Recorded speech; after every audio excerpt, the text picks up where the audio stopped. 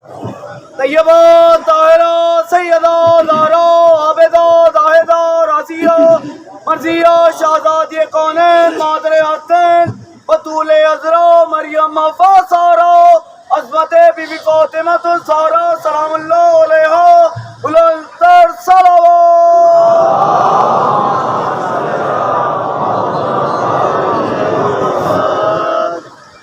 أعوذ بالله السميع العليم من الشيطان اللعين الرجيم بسم الله الرحمن الرحيم الحمد لله المعروف من غير رؤية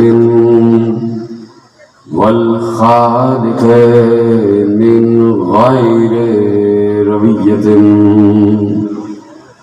الذي لم يزل قائما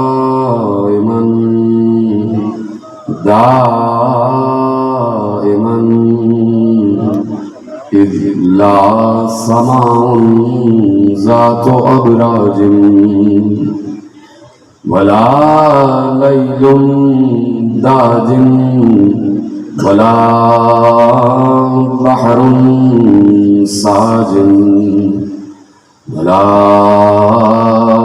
أرض ذات مهاد ولا خلق ذو اعتماد والصلاة والسلام والتحية والإكرام على نبي الرحمة وخازن المغفرة وقائد الخير والبركة ومنقذ العباد من الهلكة سيدنا ومولانا أبي القاسم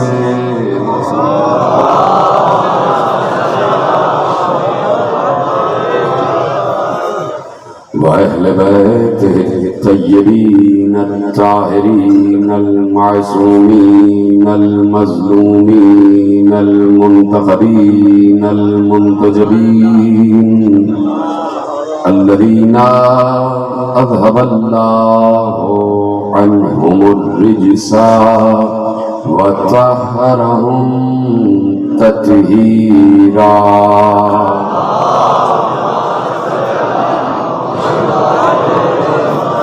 أما بعد فقد قال الله سبحانه وتعالى في محكم كتابه المجيد وفرقانه الحميد وقوله الحق بسم الله الرحمن الرحيم الذين ينفقون في السراء والضراء والكاظمين الغيظ والعافين عن الناس والله يحب المحسنين صلوات محمد وعلى آله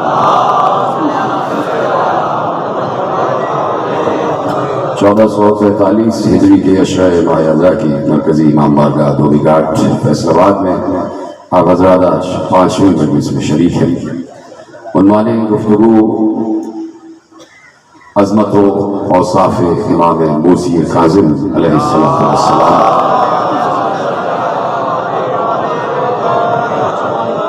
اور سلسلہ گفتگو اس وقت 5ویں مرحلے میں داخل ہو رہا ہے، اور نگار عالم نے جیسے کہ میں مسلسل عرض کر رہا ہوں کہ اس کائنات کو کبھی بھی اپنے کسی بھی نمائندے سے خالی نہیں چھوڑا ہے۔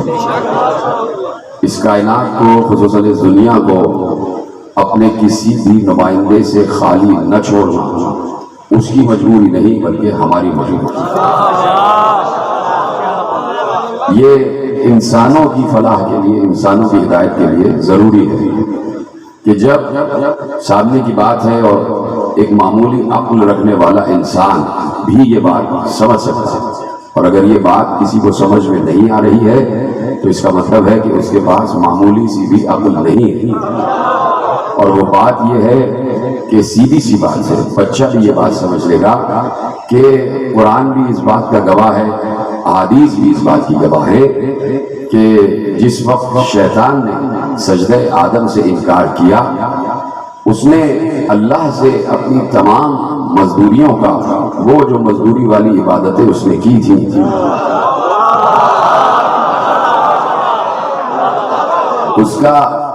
اس نے اللہ سے صلہ چاہا۔ تو اللہ نے کہا کیا صلہ چاہیے؟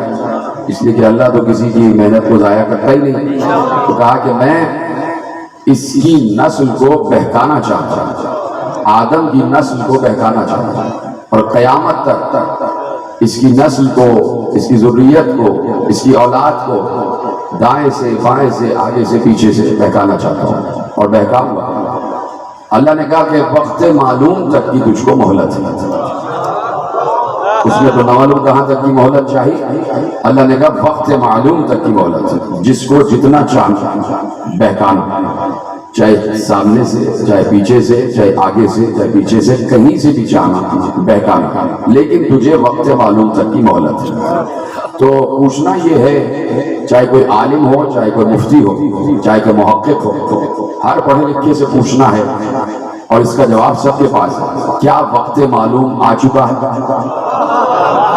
سب کا جواب ہے نہیں، اب تک وقت معلوم نہیں آیا۔ پوچھوں گا کہ آپ کو کیسے پتا کہ وقت معلوم نہیں آیا؟ تو جواب آئے گا اس لیے کہ ابھی بھی جھوٹ بولا جا رہا ہے،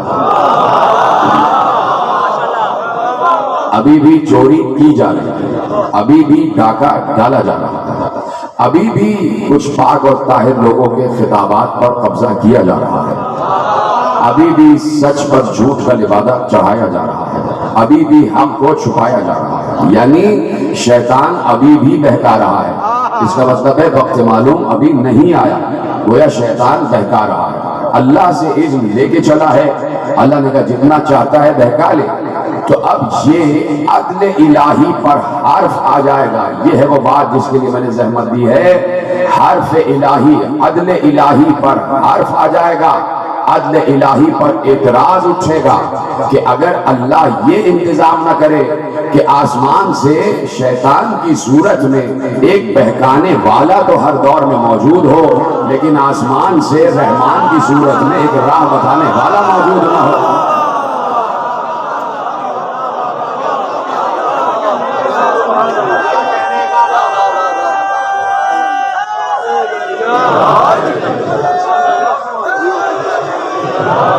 تو تم نے کیا اللہ کو نعوذ باللہ ظالم سمجھ رکھا ہے کہ وہ یہ ظلم کرے گا نعوذ باللہ کہ وہ شیطان کو بہکانے کی اجازت تو دے دے لیکن اپنا کوئی نمائندہ شیطان کے مقابلے پہ نہ بھیجے؟ اگر شیطان کے علاوہ شیطان نہ ہوتا اور اللہ جو عام سے انسان ہیں ان کو اجازت دے دے گا کہ تم اپنے آپ کو اپنے درمیان ایک دوسرے کو بہکاتے رہو، تو پھر انسانوں ہی کو اجازت دیتا کہ تم آپس میں ایک دوسرے کو راہ بھی بتاتے رہو۔ لیکن جب شیطان آسمان سے چلا ہے بہکانے کے لیے، جب رہے گمراہی آسمان سے چلی ہے بہکانے کے لیے، تو رہے ہدایت بھی آسمان سے ہی آنی چاہیے۔ یہ اللہ کا اصول رہا، اور جو سامنے پتلا بن رہا تھا حضرت آدم علیہ السلام کا، وہ صرف ایک معمولی پتلا نہیں تھا، وہ اللہ کا بنایا ہوا عادی تھا، اس کو اللہ نے زمین پر اپنا خلیفہ نومینیٹ کیا تھا، اور اس کا کام ہی یہ تھا کہ سلسلہ ہدایت یہاں سے شروع ہو رہا ہے، اور ہماری یہ فطرت ہے، ہماری یہ عادت ہے، ہماری یہ سنت قرار پائی کہ ہم ہر دور میں آدم کی طرح کوئی نہ کوئی نمائندہ رکھیں گے۔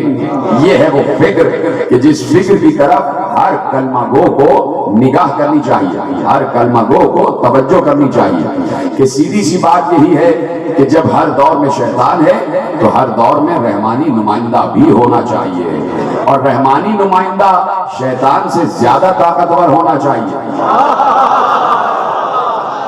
بہکانے والے سے زیادہ طاقتور ہونا چاہیے۔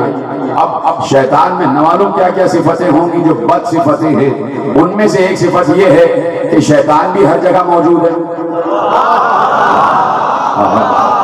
وہ سمجھ گئے تو میرا سلام ہے۔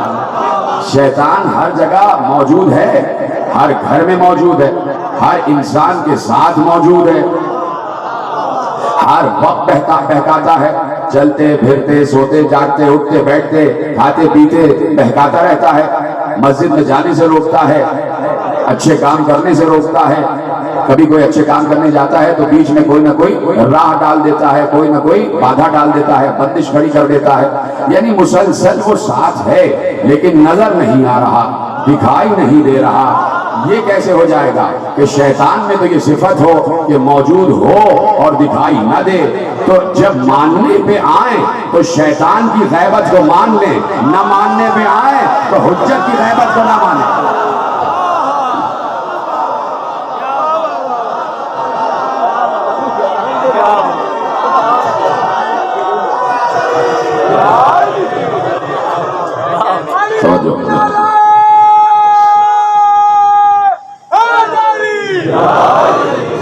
جو ہے نا آپ کی، تو اب دیکھیے یہ پوری دنیا کا کام، یہ پورا کارخانہ قدرت، اس کا چلانے والا اللہ ہے۔ یہی حسین کا پیغام ہے۔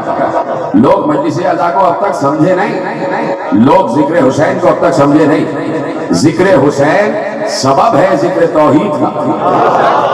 یہ جو باتیں توحید کی معرفت کی ہم مجلس میں بیان کرتے ہیں، یہ ہمارے ہر امام نے ہمیں بتائی، یہ ہم اپنے اماموں سے سیکھ کر بتا رہے ہیں۔ ہم پر کوئی وحی نہیں اتر رہی ہے، ہم پر کوئی الہام نہیں ہو رہا ہے، اور ہمیں ان اماموں نے بتایا ہے کہ ہمیں ان اماموں نے بتایا ہے جن اماموں کو اللہ نے بنایا ہے۔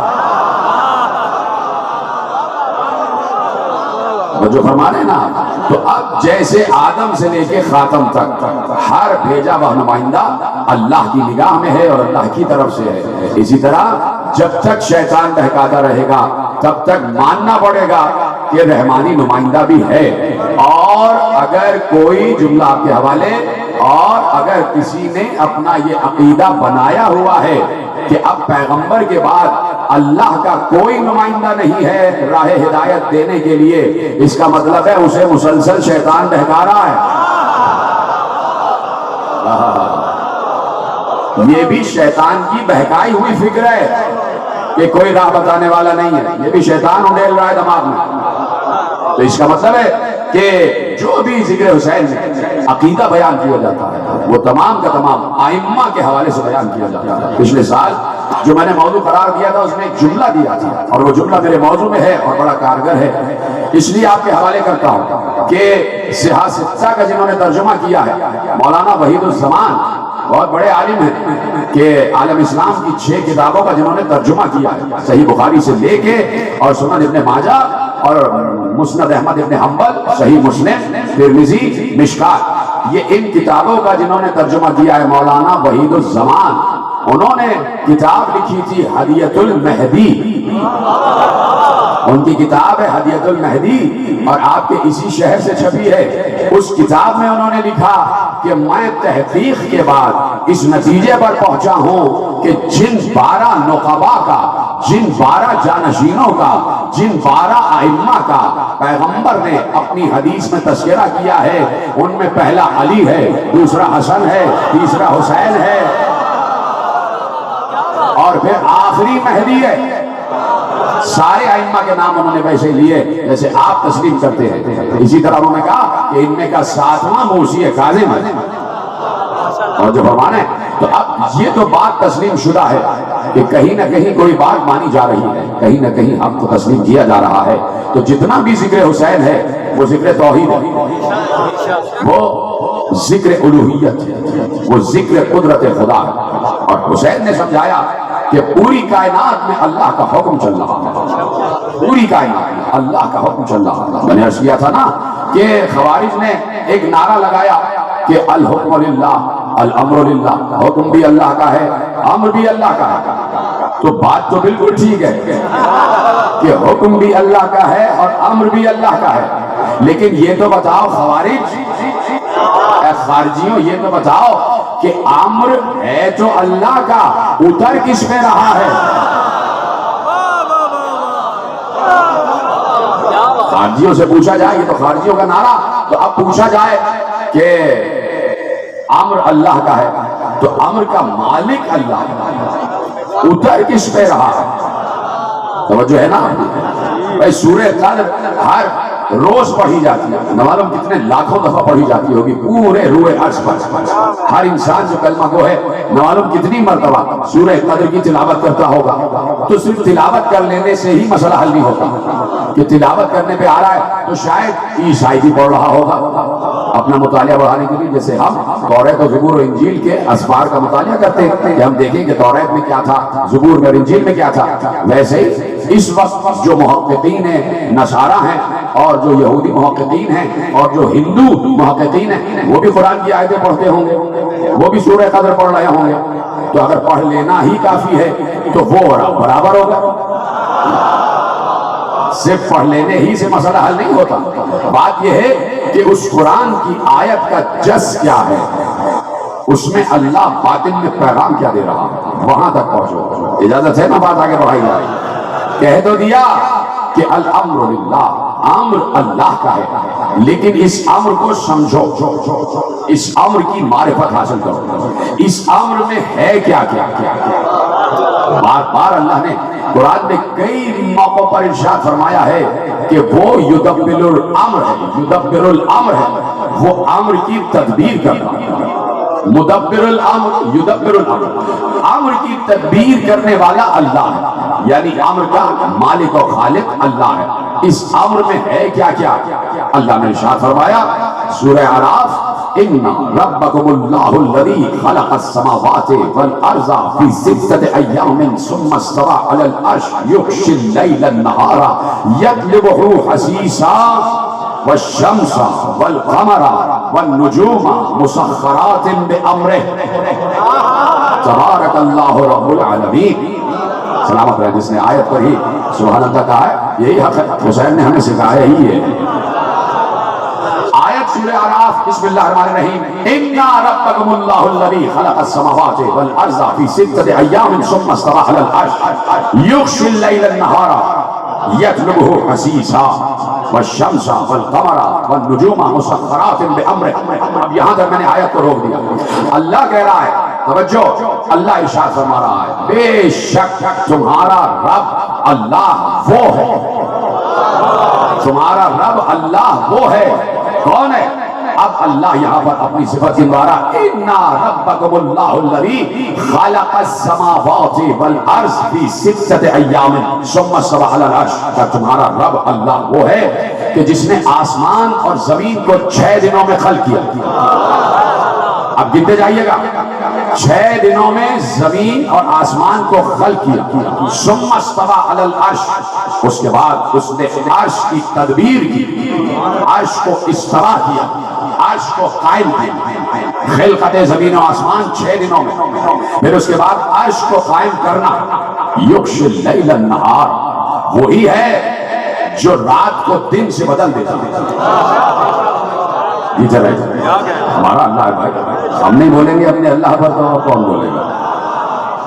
ہم تو اس اللہ کو مانتے ہیں جس اللہ کو محمد اور علی نے بتایا ہے، تو ہم تو اپنے اللہ کی ہر شان پر سبحان اللہ کہتے ہیں۔ اتنی محبت ہے ہمیں اپنے اللہ سے۔ کہا کہ زمین اور آسمان 6 دنوں میں خلق کیے، اور اس کے بعد عرش کو قائم کیا۔ وہی ہے کہ جو رات کو دن سے بدل دیتا ہے، دن کو رات کا پردہ اڑا دیتا ہے۔ یطلبہ حثیثا، کہ وہ دن کے پیچھے پیچھے آتی ہے، دن کے پیچھے پیچھے آتی ہے۔ والشمس والقمر والنجوم مسخرات بامرہ، سورج، چاند، ستارے، یہ سب کے سب اس کے امر کے تحت کام کرتے ہیں۔ یہ رہے سلامت رہے جسے جملہ محفوظ کیا ہے۔ یہ ہے آپ کی ذہانت کہ میں نے ابھی صرف ترجمہ کیا اور آپ پہنچ گئے کہ میں کہنا کیا چاہتا ہوں۔ آپ دوبارہ ایسے کہتے، زمین اور آسمان کی 6 دن میں خلقت، عرش کو قائم کرنا، دن کا رات میں بدلنا اور رات کا دن میں بدلنا، سورج چاند ستاروں کو اپنے کنٹرول میں رکھنا، یہ سب کا سب اللہ کے امر کے ذریعے ہوتا ہے۔ یعنی اللہ کے امر نے 6 دن میں زمین اور آسمان بنائے، اللہ کے امر نے عرش کو قائم کیا، اللہ نے اپنے امر کے ذریعے روزانہ رات کو دن میں بدلتا ہے، دن کو رات میں بدلتا ہے۔ اللہ کے امر کے تحت، اللہ کے امر کے تحت تسخیر ہے، سورج بھی، چاند بھی، ستارے بھی، یعنی امر اتنا پاورفل ہے اللہ کا کہ اس کے ذریعے سے آسمان اور زمین بھی بنائے جا سکتے ہیں، اس کے ذریعے سے عرش کو قائم بھی کیا جا سکتا ہے، اس کے ذریعے سے دن اور رات آپس میں ایک دوسرے کے ساتھ آ سکتے ہیں، اس کے ذریعے سے چاند پر بھی کنٹرول ہے، اس کے ذریعے سے سورج پر بھی کنٹرول ہے، اس کے ذریعے سے ستاروں پر بھی کنٹرول ہے، اور اللہ کہہ رہا ہے یہ سب کچھ ہمارے امر کے تحت ہے، سب کچھ ہمارے امر کے تحت ہے۔ اب گنوانے کی ضرورت نہیں ہے کہ امر کیا کیا کرتا ہے، آیت کے ذیل میں جو کچھ میں نے بتایا زمین آسمان کی خلقت سے لے کے اور دن اور رات کا تبدیل ہونا، یہ سب کا سب امر خدا ہے۔ اور اسی قرآن نے سورہ قدر میں کہا کہ ایک شب ایسی آتی ہے کہ ہم امر کو نازل کرتے ہیں۔ رہے سلامت رہے، تمام حضرات پیچھے بیٹھے ہیں، خدا سب کو سلامت رکھے۔ آیت نے بتایا سورہ اعراف 54 آیت جو میں نے آپ کے حوالے کی، اور پھر اللہ اسی امر کے لیے ارشاد فرماتا ہے تنزل الملائکۃ والروح، ہاں اس دن ملائکہ اور روح اترتے اس کے کل امر کے ساتھ، یہاں تک آپ آ گئے، اس کے کل امر کے ساتھ۔ میں نے ابھی عرض کیا کہ روزانہ سورہ قدر پڑھی جاتی ہے، اور سورہ قدر میں شب قدر کا اعلان ہے کہ ایک رات ایسی آتی ہے پورے سال میں کہ جب اللہ کل کا کل امر، اس پر غور نہیں کیا، سلامت رہے، من کل امر، پورا کا پورا امر، یعنی اس رات اللہ جتنا بھی امر اس کے پاس ہے وہ سب کا سب نازل کرتا ہے۔ اور اس امر کے تحت کیا ہوتا ہے، اس امر کے تحت اس کی پاور کیا ہے، اس کی پاور یہ ہے کہ زمین اور آسمان بنائے جا سکتے ہیں، اس کی پاور یہ ہے کہ دن اور رات کو تبدیل کیا جا سکتا ہے، اس کی پاور یہ ہے کہ عرش قائم کیا جا سکتا ہے، اس کی پاور یہ ہے کہ سورج چاند ستاروں پر قبضہ کیا جا سکتا ہے۔ تو امر کا اختیار ہر شب قدر کو اترتا ہے۔ تو اس سال بھی جو پچھلے سال شب قدر گزری رمضان میں، اس میں تو سبھی گھر میں تھے نا، الٹی سیدھی بیماری پھیلی ہوئی ہے، سب گھر میں ہی تھے نا، تو سارے کے سارے مسلمان گھر میں ہی تھے نا اس سال شب قدر۔ تو ہر سال کی طرح اس سال بھی تو امر اترا ہے نا، تو آپ تو سب کے سب گھر میں تھے۔ پہلے تو بہانہ تھا کہ ہم کہیں باہر تھے، ہم کہیں گھوم رہے تھے، آپ تو سب کے سب گھر میں تھے، چاہے اپنے گھر میں ہو چاہے اللہ کے گھر میں ہو، تھے تو سب گھر میں۔ تو اب عام مسلمانوں سے نہیں پوچھتا، وہ تو بیچارے بڑے بھولے بھالے ہیں، بات یہ ہے کہ پڑھے لکھے مسلمانوں سے پوچھتا ہوں، آپ بھی تو گھر میں تھے، اس سال بھی شب قدر آئی ہے؟ وہ کہیں گے آئی ہے۔ میں کہوں گا اس سال بھی شب قدر میں امر اترا ہے؟ وہ کہیں گے یہ کیسے ہو سکتا ہے کہ شب قدر آئے اور امر نہ اترے، اس لیے کہ آیت قرآنی کبھی جھوٹ نہیں بولتی، اس سال بھی امر اترا ہے۔ تو اب سیدھا سا 14 سال سے سوال ہے، یہ بتا دو کس پر اترا ہے؟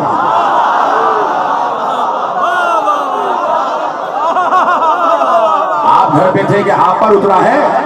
اگر آپ پر اترا یہ بتائیے کہ اس سال آپ کی شادی رہے گی یا ختم ہو جائے گی؟ سیدھی سی بات ہے، جب امر اتر رہا ہے تو کوئی نہ کوئی منزل امر بھی ہونی چاہیے، کوئی نہ کوئی مسکن امر بھی ہونا چاہیے، کوئی نہ کوئی مستقر امر بھی ہونا چاہیے۔ تو اب تلاش صرف یہ کرو کہ امر اتر کس پہ رہا ہے۔ جس پر امر اتر رہا ہے کل کا کل، اس کے پاس زمین کا اختیار بھی ہوگا، آسمان کا اختیار بھی ہوگا، عرش کا اختیار بھی ہوگا۔ وہی یہ کیفیت بھی رکھتا ہے کہ دن کو رات سے، رات کو دن سے بدل دے، وہی سورج پر بھی اختیار رکھتا ہوگا، وہی چاند پر بھی اختیار رکھتا ہوگا، وہی ستاروں پر بھی اختیار رکھتا ہوگا، اس کے ہی ہاتھوں پر کل کا کل امر مسخر ہے۔ اب تلاش کرنا ہے کہ کس پر امر اترا ہے، کس پر امر اترا ہے، کس پر امر اترا ہے۔ ایک چاہنے والا، میرے ساتھ میں امام کا چاہنے والا گھر پہ ابھی سویا تھا، کچھ دیر ہوئی تھی اسے سوئے ہوئے کہ ایک بار وہ کہتا ہے کہ ایسا لگا جیسے کسی نے مجھے جھنجھوڑ کر جگایا ہے۔ میرے گھر کا دروازہ بند تھا، کنڈی لگی ہوئی تھی، اور میں تھوڑی دیر ہوئی تھی کہ میں سویا تھا، تہجد پڑھ کے سویا تھا تاکہ فجر تک تھوڑا سا آرام کر لوں، کہ ایسے میں لگا کسی نے جھنجھوڑ کر جگایا ہے۔ میری آنکھ کھلی تو میرے سامنے کوئی کھڑے ہو کے کہہ رہا تھا کیوں سو رہے ہو؟ کیا ہمارے شیعہ سوتے ہیں؟ کیا ہمارے شیعہ سو جاتے ہیں؟ وہ ایک دم چونک کے کھڑے ہو کے دیکھتا ہے کہ سامنے میرا ساتواں اولی الامر موسی کاظم کھڑے ہوئے ہیں۔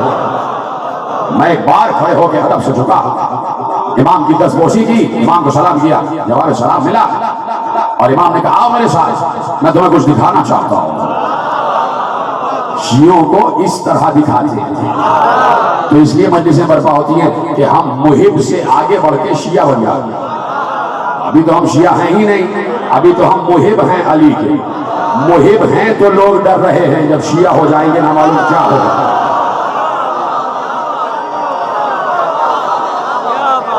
ابھی تو ہم محب علی ہیں۔ میرا وقت کم ہے میرے پاس۔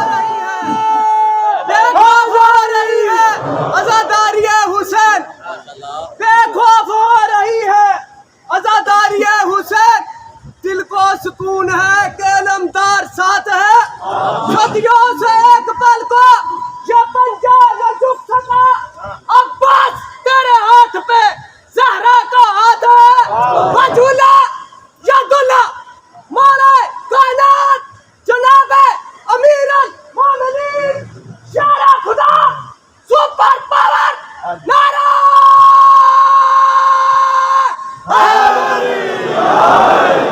بیٹا سلامت رہو، توجہ فرمائی آپ نے؟ تو کہا کہ اٹھو ہم تمہیں کچھ دکھانا چاہتے ہیں۔ وہ کہتا ہے کہ میں اٹھا، امام کے پیچھے پیچھے چلا، حیران رہ گیا کہ دروازہ کھلا ہوا تھا۔ تو میں اس شیعہ سے یہی کہوں گا کہ آپ کی حیرانی مجھے سمجھ میں نہیں آ رہی۔ یہاں تو آپ کے گھر کا دروازہ خود بخود کھل گیا، علی جب 13 رجب کو آئے تو اللہ کے گھر کی دیوار دروازہ بن گئی کا دروازہ کھلا ہوا تھا۔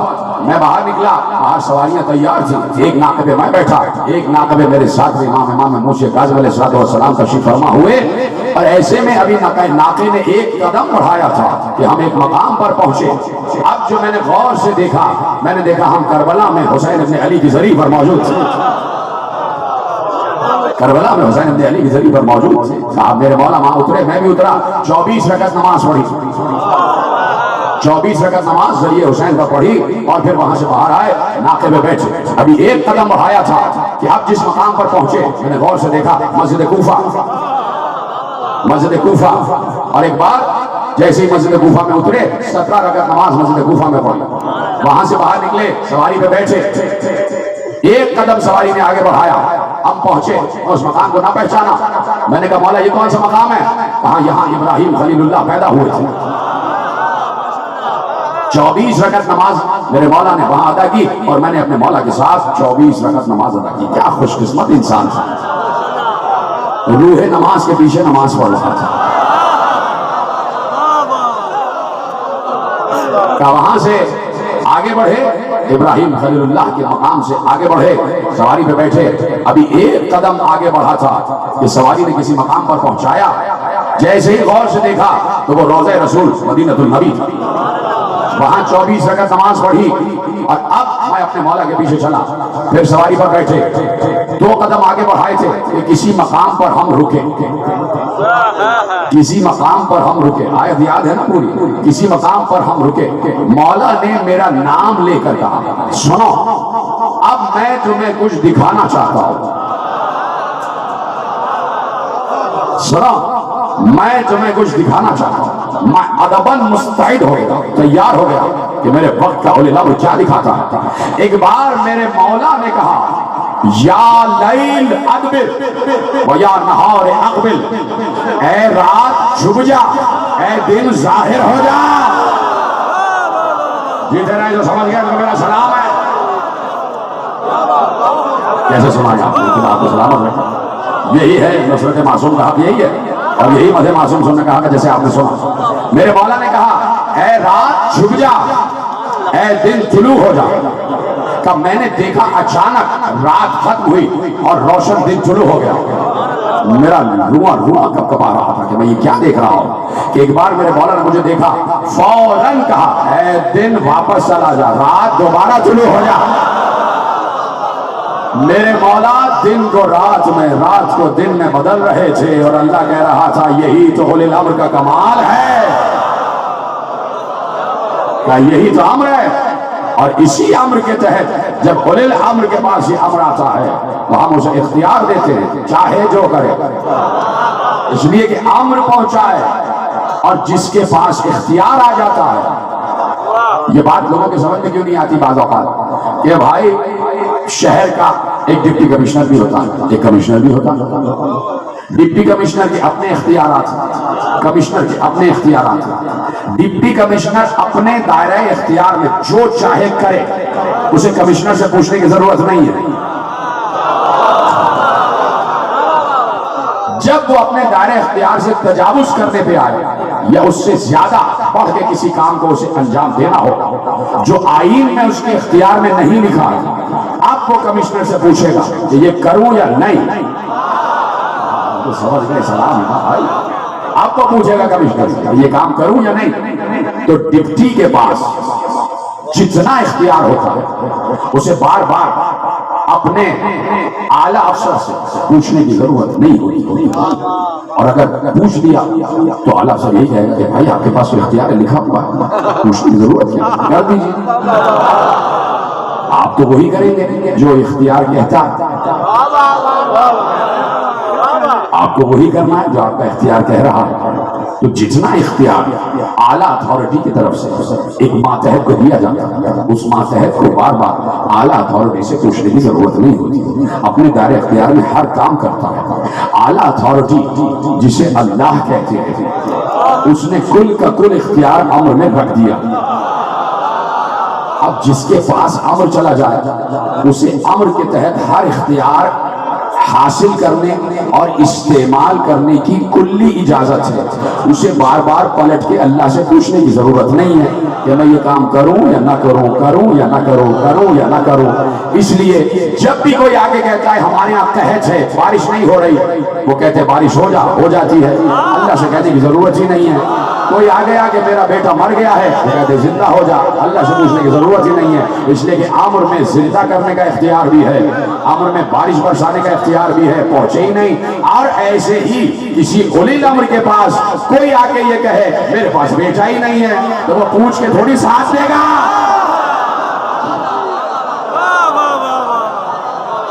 اس کے پاس اختیار ہے، امر میں یہ اختیار ملتا ہے تو اولی الامر کے پاس ہر اختیار آتا ہے۔ اللہ کہہ رہا ہے کہ آسمان اور زمین کی خلقت، زمین اور آسمان کی 6 دنوں میں خلقت، رات کا دن میں بدلنا، دن کا رات میں بدلنا، اور اس کے بعد سورج چاند ستارے کا مسخر ہونا، یہ سب کا سب امر کے تحت ہے، سب کا سب امر کے تحت ہوتا ہے۔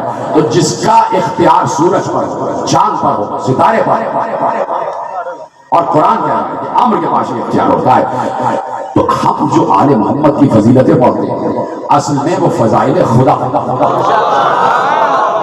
اصل میں وہ فضائل قرآن ہے کہ جب قرآن کہہ رہا ہے کہ والشمس والقمر والنجوم مسخرات بامرہ، اس کے امر کے تحت یہ چاند سورج ستارے کام کرتے ہیں، تو یہ بتانا ضروری ہے کہ کیسے کام کرتے ہیں۔ تو کوئی پوچھتا ہے کیسے کام کرتے ہیں چاند سورج ستارے، تو ہم کہتے ہیں ایسے کام کرتے ہیں کہ جس سورج کو اللہ مشرق سے طلوع کر کے مغرب میں ڈبوتا ہے، صاحب امر اسے مغرب سے واپس پلٹا دیتا ہے۔ جس چاند کو اللہ رات میں طلوع کرتا ہے، صاحب امر کو اسے 2 ٹکڑے کر دیتا ہے۔ جس ستارے کا خالق اللہ ہے، صاحب امر اسے چھوٹا سا کر کے دروازے پہ بلا لیتا ہے۔ توجہ فرما رہے ہیں آپ؟ تو اب اس صاحب امر کی معرفت ضروری ہے کہ جس کو اللہ نے امر عطا کیا، اپنے دور کا صاحب امر مصطفیٰ، بولیے ہاں یا نہیں؟ اپنے دور کا صاحب امر مصطفیٰ، تو کل کا کل امر خدا مصطفیٰ پر نازل ہوا۔ تو اب مصطفیٰ جو چاہے کریں،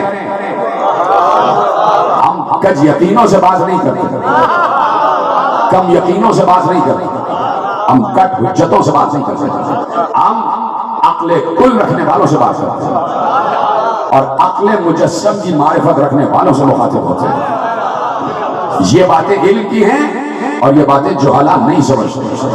چپ ہو گیا، میں نے کہا یہ باتیں علم کی ہیں، جہالا نہیں سمجھتے، تو میں جملہ پلٹ دیتا ہوں، یہ باتیں علم کی ہیں، جو نہ سمجھے وہ جاہل ہے۔ جو نہ سمجھے وہ جاہل ہے. تو اب اپنے دور کا اولی الامر ہے ذات مصطفیٰ، اور یہاں یا نہیں ذات مصطفیٰ اور پیغمبر. اگر کم از کم 23 برس کی پیغمبر کی حیات کو دیکھا جائے، حالانکہ پیغمبر تو جس شب پیدا ہوئے تھے زمین پر آئے تھے اس وقت بھی وہی اولی الامر تھے، اور جب پیغمبر نے رسالت کا اعلان کیا ہے تو 23 برس کی نبوت کی زندگی، تو کم از کم 23 سال ہر شب قدر پیغمبر پر امر اترا. 23 سال ہر شب قدر پیغمبر پر امر اترا. ٹھیک ہے، تو پیغمبر جملہ ضائع نہ ہو، پیغمبر بہت فکری جملہ ہے، پیغمبر پر امر نازل ہو رہا. میں نے اس لیے مصطفیٰ کا نام استعمال کیا کہ ہو سکتا ہے کہ میں کسی امام کا ذکر کروں تو لوگ اعتراض کرتے ہیں، لیکن مصطفیٰ پر تو کسی کو اعتراض نہیں. تو جب میں پوچھنا چاہتا ہوں عالم اسلام سے کہ جس شب پیغمبر پر، جس شب جس سال کی جس شب پیغمبر پر امر خدا اترا تو کل کا کل اترا، اس سے کسی کو انکار نہیں. اس لیے کہ قرآن کی آیت کہہ رہی ہے، سورہ قدر کی آیت کہہ رہی ہے من کل امر، ہر امر لے کر اترتے ہیں، ہر امر پیغمبر کی ذات پر اترا. تو پیغمبر نے ہر امر کو ویسے ہی استعمال کیا کہ جیسے اللہ استعمال کرتا. یہی تو بات تھی، اس کے لیے زحمت ہے. سبحان اللہ. اگر کوئی یہ کہتا ہے کہ نہیں، اس کا مطلب ہے کہ اس کا ایمان گیا، وہ پھر دوبارہ کلمہ پڑھے. وہ کہیں گے کیوں؟ میں کہوں گا اس لیے کہ قرآن میں اللہ یہ کہہ رہا ہے ما تشاءون الا ان یشاء اللہ، تم تو وہی چاہتے ہو جو ہم چاہتے ہیں. یعنی جیسے ہم امر کا استعمال کرتے ویسے ہی ہم نے تم پر امر اتارا ہے تو تم بھی ویسے استعمال کرو. یعنی مصطفیٰ نے امر کے استعمال میں نہ کمی کی نہ زیادتی. سمجھو ہے، استعمال امر میں نہ کمی کی نہ زیادتی، جیسے اللہ چاہتا تھا ویسے ہی ہم نے استعمال کیا. تو اب دیکھ لیا ادھر، آپ نے ادھر آ جائیے، ادھر میری طرف دیکھیے، توجہ ہے. تو اب واجب ہے، میں نے کہا میری تقریر کا ایک ایک لفظ قیمتی ہے، کوئی لفظ بھرتی کا نہیں ہوتا. آپ پر اعتماد ہے مجھے کہ آپ میرے کسی لفظ کو ضائع نہیں کرتے. باقی جگہوں پہ ہوتا ہے کہ لوگ کہتے ہیں کیا غور کر رہے ہیں،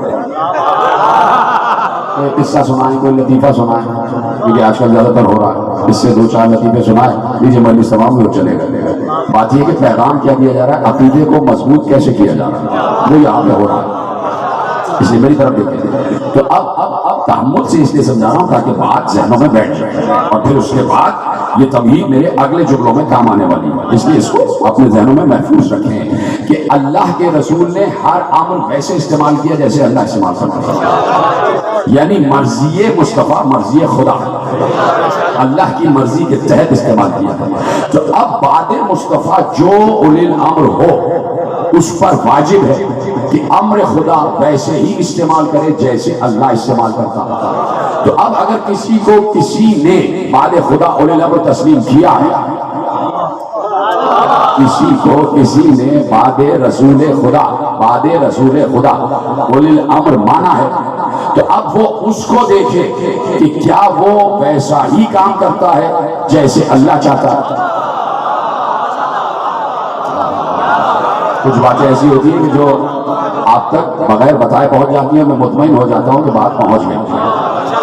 کیا بعد رسول کسی نے اگر کسی کو اولی الامر مانا ہے، بعد رسول تو یہاں تک کا عرصہ آ رہا ہے نا، کوئی ادھر ادھر نہ چلا جائے، تو کسی نے کسی کو اولی الامر مانا ہے تو کیا اس اولی الامر نے یہ دیکھے کہ ہر امر خدا اسی علم خدا کے تحت استعمال کیا جو علم خدا اللہ اپنے اولی الامر کو دیتا ہے. تو اگر آپ تک یہ بات نہ پہنچی اور آپ فیصلہ نہ کر پائے کہ وہی علم بعد رسول خدا اولی الامر کے پاس تھا جو اللہ کا علم تھا، تو علم میں کامل ہونا چاہیے. اور جو اولی الامر علم میں کامل ہوتا ہے وہ یہ نہیں کہے گا کہ مجھ پر بھی کبھی شیطان، میں بھی کبھی راستے سے بھٹک جاتا ہوں، راستے سے ہٹا ہوا دیکھو تو مجھے راستے پہ لگا دے. اب پہچان یہ ہے اصل اولی الامر کی کہ وہی اصل اولی الامر ہے کہ وہ علم خدا کے تحت ویسا ہی کام کرتا جیسے اللہ کرتا. اس کی پہچان یہ ہے کہ جیسے ہی وہ ممبر پر آئے تو کہے جو چاہو مجھ سے پوچھنا، میں ہر سوال کا جواب دوں. علم میں کامل ہونا چاہیے، علم میں کامل ہونا چاہیے. تو رسول اپنے دور میں اولی الامر اور کامل اولی الامر، تو اب وہ اولی الامر ہو بعد رسول جو رسول جیسا ہو. توجہ ہے؟ تیار ہے سننے کے لیے؟ پوری تمہید سن لی؟ اب اولی الامر وہ ہو جو بالکل رسول جیسا ہو.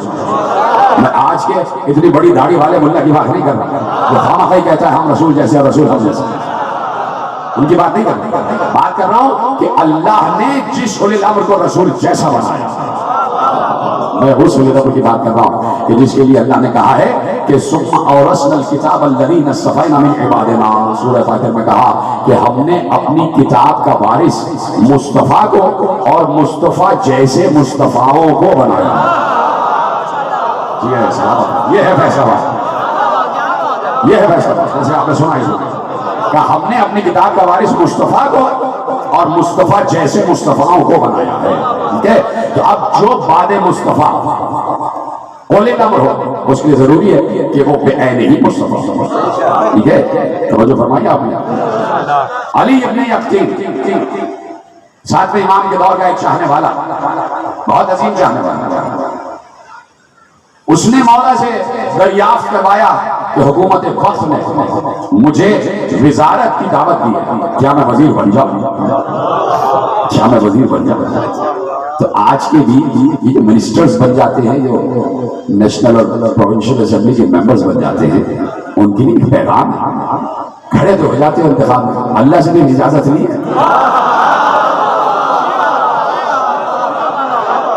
تم کہو کہ نہیں جمہور کا جو فیصلہ ہے وہی اللہ کا فیصلہ ہوتا ہے. یہ بھی عجیب فکر بھی ہے کہ جو جمہور کا فیصلہ ہے وہی اللہ کا فیصلہ ہے، جو اکثریت کا فیصلہ ہے وہ اللہ کا فیصلہ ہے. ایک مشہور مسئلہ ہے کہ گئی بھینس پانی، اب اس کا انتظار کرتے رہیے کہ کب باہر نکلے گی. اس لیے یہ مسئلہ مشہور ہے گئی بھینس پانی میں، کہ جب بھینس پانی میں جاتی ہے تو پانی بھی رہ جاتا ہے اور وہ باہر کھڑا انتظار کر رہا ہے کب نکلے گی، اپنی مرضی سے باہر آئی. ٹھیک ہے؟ تو کہہ دیا کبھی جمہور کا فیصلہ اللہ کا فیصلہ ہوتا ہے، جو اکثریت کا فیصلہ ہوتا ہے وہی اللہ کا فیصلہ ہوتا ہے. اس لیے ہم تو انتخابات پر یقین رکھتے ہیں. اچھا آپ انتخابات پر یقین رکھتے ہیں تو اللہ نے ملائے اعلیٰ میں معصوم ملائکہ سے انتخاب کیوں نہیں کروایا کہ مجھے زمین پر خلیفہ بنانا ہے، تم اپنے درمیان میں سے کسی کو چن کر مجھے بتا دو. یہ جمہوریت اگر ہونی تھی تو اسی منزل پر ہو جاتی. اللہ کہتا آدم میرا نمائندہ ہے، اے فرشتوں تم اپنا نمائندہ لاؤ. فرشتے اگر اپنا نمائندہ لے آتے اور وہ دور جمہوریت کا دور ہوتا تو آپ کو سلام ہے. وہ دور پہلا دور کہ جب آدم کا پتلا بنا ہے، اس دور میں وہ دور اگر جمہوری انتخابات کا دور ہوتا، الیکٹورل ڈیموکریسی کا دور ہوتا جو آج ہے. اور اللہ کہتا فرشتوں تم اپنا نمائندہ لاؤ، میرا نمائندہ آدم، اور انتخاب ہوتا. تو آپ بتائیے کون جیتتا اور کون؟ اکثریت میں تو فرشتے تھے.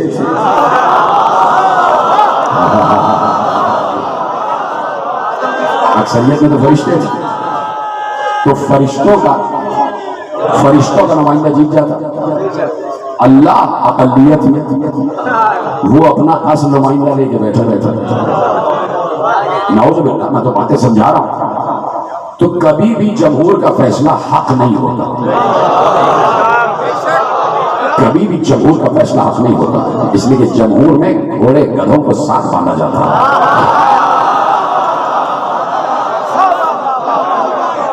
کبھی جمہور کا فیصلہ حق نہیں ہوتا. تو آج بھی میں کہتا ہوں کہ آپ منسٹر کو بن جاتے ہیں، اللہ سے نہیں پوچھا ہے. کبھی کسی نے پوچھا ہے اللہ سے کہ میں پروردگار کھڑے ہونے جا رہا ہوں، کیا اجازت ہے؟ تو تم اللہ سے رابطہ نہیں کر سکتے، ہمارے پاس آ جاؤ، یہ تسبیح ہے ہمارے پاس، ہم استخارہ کر کے بتا دیں گے. تو میرے عزیزوں، علی ابن یقطین وزارت کی آفر ہوئی، مولا سے پوچھا، اولی الامر سے پوچھا، اس لیے کہ اسے یقین ہے جو ان کا فیصلہ ہوگا وہی اس کا فیصلہ ہوگا. اب سمجھ میں آیا استخارہ کہتے کسے؟ اس لیے مجلس میں آ جاتے ہیں کہ علم کے نیچے آ کے مرضی عباس پوچھ لیتے رہتے ہیں، زری پکڑ کے مرضی حسین پوچھ لیتے ہیں. اور جو ہے تو اب انہوں نے کہا مولا کیا میں وزارت قبول کر لوں؟ تو اب میرے ساتھ میں امام علیہ السلام نے ارشاد فرمایا کہ دیکھو بات یہ ہے کہ ایک بات کی ضمانت تم مجھے دو اور 3 باتوں کی ضمانت میں تمہیں دیتا ہوں، اس کے بعد وزارت قبول کر لینا۔ مولا ارشاد فرمائیے، کہا کہ جو 3 باتیں جس کی ضمانت میں تجھے دے رہا ہوں وہ یہ ہے کہ میں یہ ضمانت دیتا ہوں کہ تجھے کبھی آگ جلائے گی نہیں،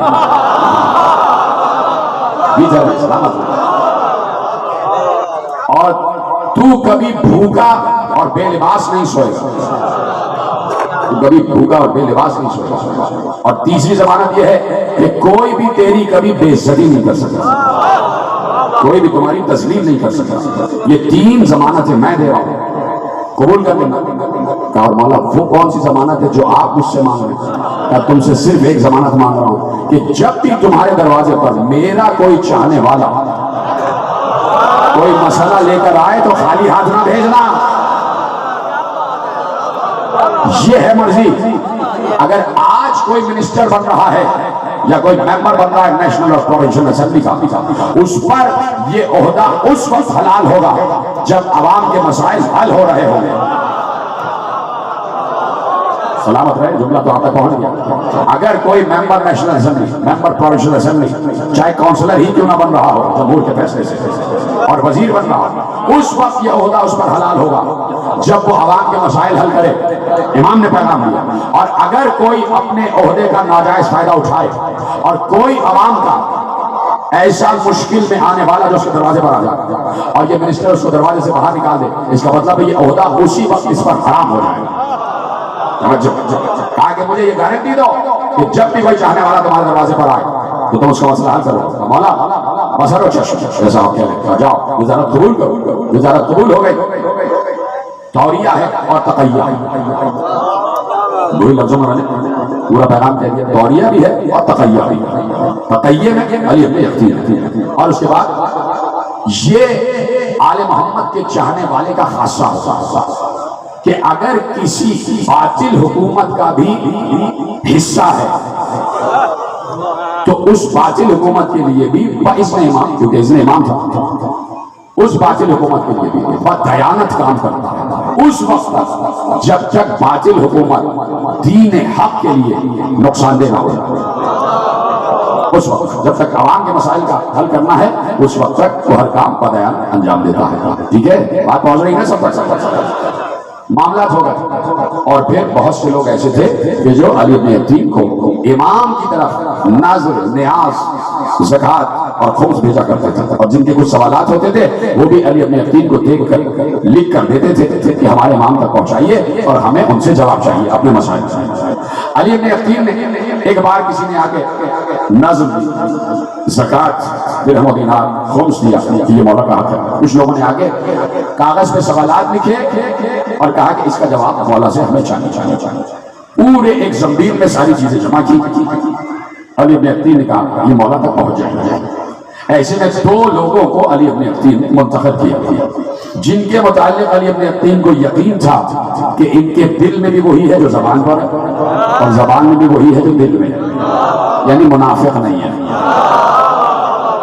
راز کو راز رکھنے کی صلاحیت ہے۔ 2 لوگوں کو منتخب کیا اور کہا کہ میں نے تمہارے لیے سواری پہلے سے تیار رکھی ہے، یہ تمام سامان میرے مولا تک مدینے میں پہنچاؤ اور ان سوالات کے جوابات وہاں سے لے کے آنا۔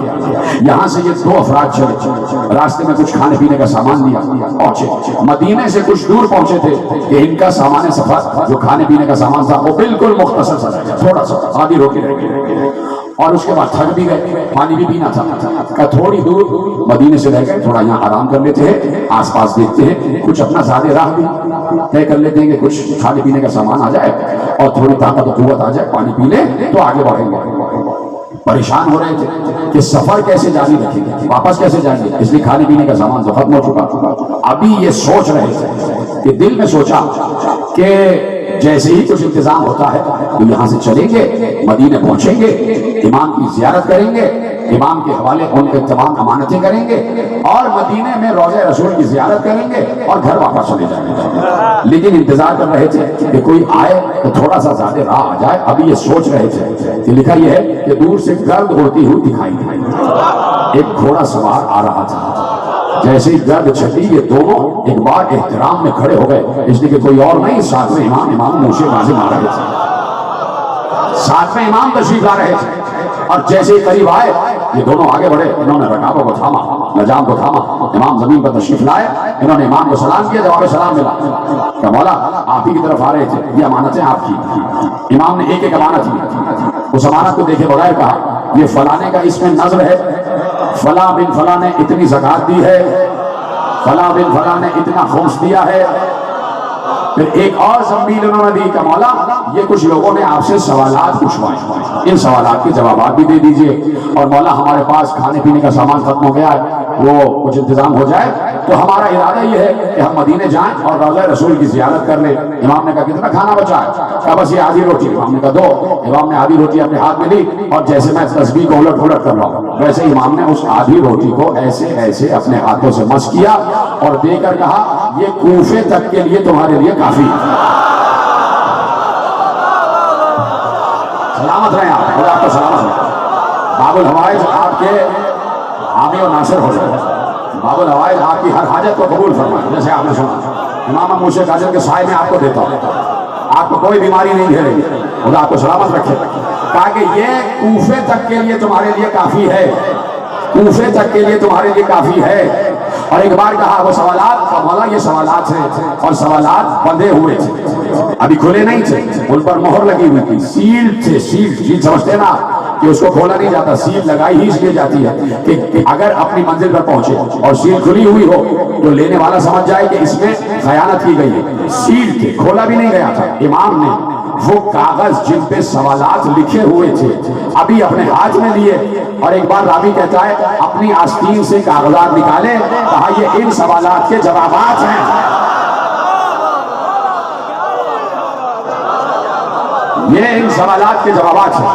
کہ جاؤ سوال کے جوابات مل گئے، مولا سلامت رکھے، مولا سب کو شفا عطا کرے، میں دعا دے چکا ہوں، میری طرف دیکھنا. کہا یہ ان سوالات کے جوابات ہیں. اور کہا مولا نے کہ تم نے یہ کہا کہ روضہ رسول کی زیارت کرنی ہے تو زیارت تو تم نے کر لی.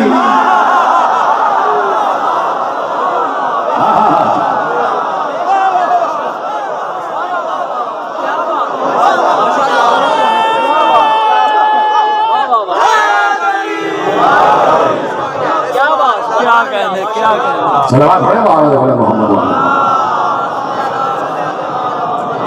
تمام مومنین کی شفا اور صحت و سلامتی کے لیے بآواز بلند درود پڑھیں محمد و آل محمد.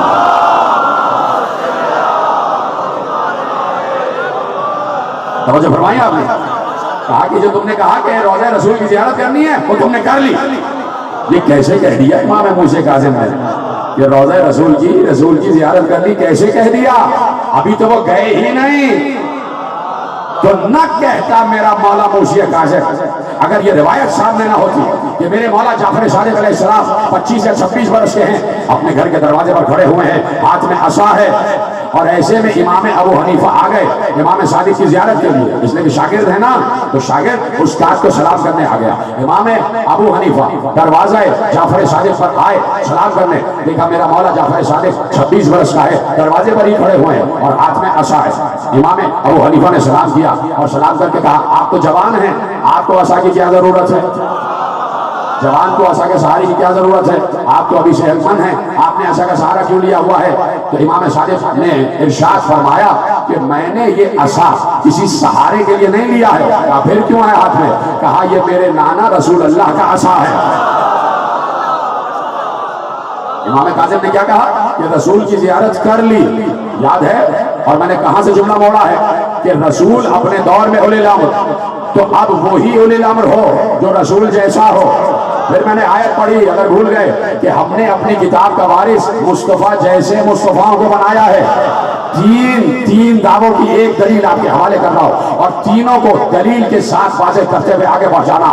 ایک بار امام صادق نے کہا کہ کسی سہارے کے لیے نہیں، بلکہ رسول کا عصا ہے، جسے میں نے برکت کے لیے اپنے ہاتھ میں رکھا ہے۔ جیسے ہی یہ عقیدہ امام ابو حنیفہ کا ہے، جیسے ہی انہوں نے یہ سنا کہ صادق کے ہاتھ میں، امام صادق کے ہاتھ میں رسول صادق کا عصا ہے، امام صادق کے ہاتھ میں رسول صادق کا عصا ہے، پیغمبر کا عصا ہے جو پیغمبر کے ہاتھوں میں رہتا تھا، امام ابو حنیفہ جلدی سے آگے بڑھے اور امام صادق سے کہا ذرا عصا سے ہاتھ ہٹائیے، میں اس عصا کو چومنا چاہتا ہوں۔ یہ جملہ محفوظ کرنا تھا آپ کو، عصا سے ہاتھ ہٹائیے، میں اس عصا کو چومنا چاہتا ہوں۔ یعنی جو چیز کسی اولی الامر سے منسوب ہو جائے اسے چومنا جائز ہے، بدعت نہیں ہے۔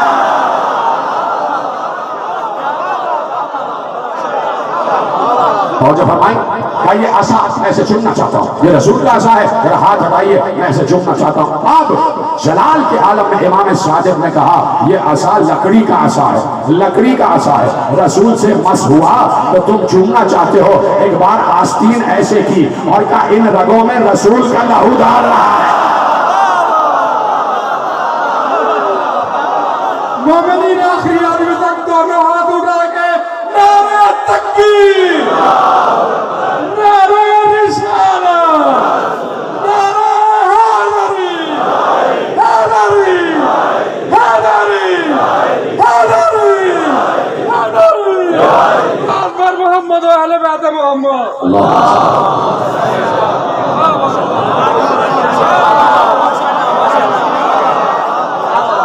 کہا ان رگوں میں رسول کا لہو دوڑ رہا ہے، عصا لکڑی کا ہے، ہمارا گوشت تو رسول کا گوشت ہے، ہمارا لہو تو رسول کا لہو ہے، ہماری ہڈیاں تو رسول کی ہڈیاں۔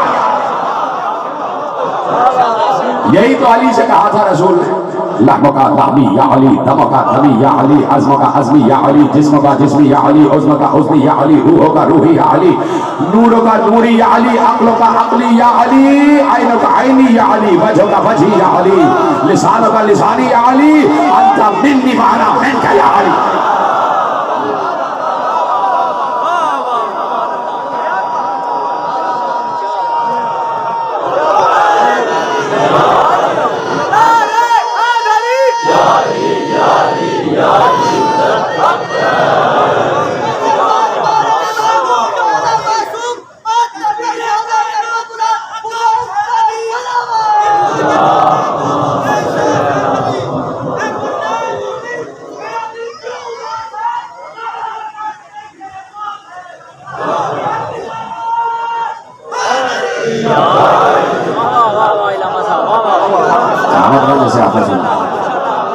یا علی تیرا لہو میرا لہو، تیری ہڈیاں میری ہڈیاں، تیرا گوشت میرا گوشت، تیرا جسم میرا جسم، تیری عقل میری عقل، تیرا نور میرا نور، تیری روح میری روح، تیری زبان میری زبان، تیرا چہرہ میرا چہرہ، تیرے ہاتھ میرے ہاتھ، تیرے کان میرے کان، تو میں تو۔